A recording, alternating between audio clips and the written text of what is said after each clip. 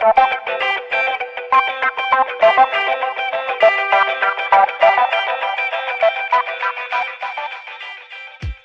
guys, it's Nate from the Off-Grid Shop here, and today we're just going to do a brief description of the components you might see in your off-grid system. So we'll start off with the inverter.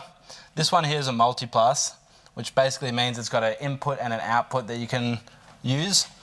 The input can either be your generator or the grid, and your output can be just a power point if you want, if you've got a small system, or your output can go to a subboard or a main distribution board, which will power all your loads. This here is your smart shunt. It's a great device that gives you an accurate reading and percentage of your batteries. And it's the most accurate way you can see what percentage your batteries are. You can go without it and just use the monitor on this, but we recommend installing these, and we install one on all of our systems just because of the accurate reading it can give you. This here is your MPPT, or solar charge controller. It's a great little device that charges your batteries directly from the panels. It's straight DC to DC, so you don't get those losses, and it can also help power your loads throughout the day. And these numbers on here represent how much voltage you can put into the charge controller.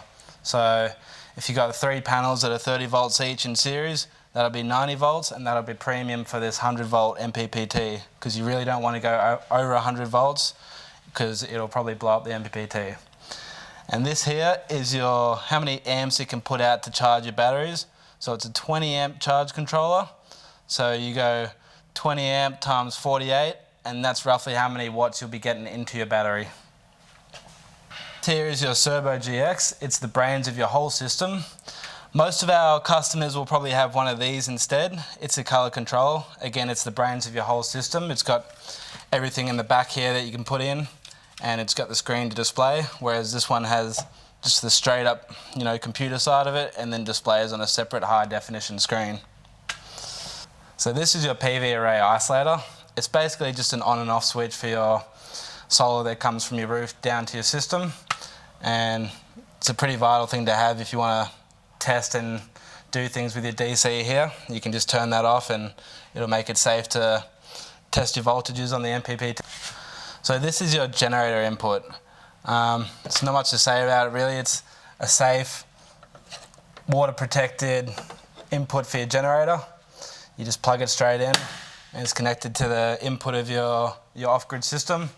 And once you plug it in and get your generator going, this should make a few noises and switch over to charger mode, and that'll engage the generator, and you'll start seeing it display on your screen here. So this is your distribution box. It's basically where your RCDs and circuit breakers live. And yeah, it's pretty straightforward. It's just on and off, and each one will be labeled, so you'll have your power points and your lights and air conditioner and what else. So that's that one there. And this here is your fuse carrier, or your fuse disconnection switch. So it's basically the isolation point from your batteries to your inverter.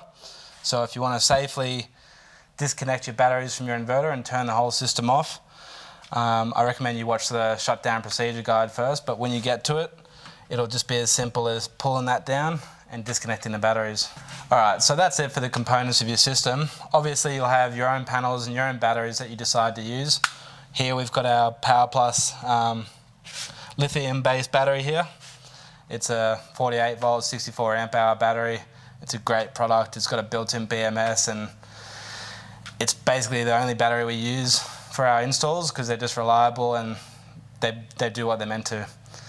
And when it comes to picking your batteries and panels, I recommend you do your own research and do a thorough research, and make sure you're not just in it for the cheap panels or the cheap batteries, because you will end up paying for it.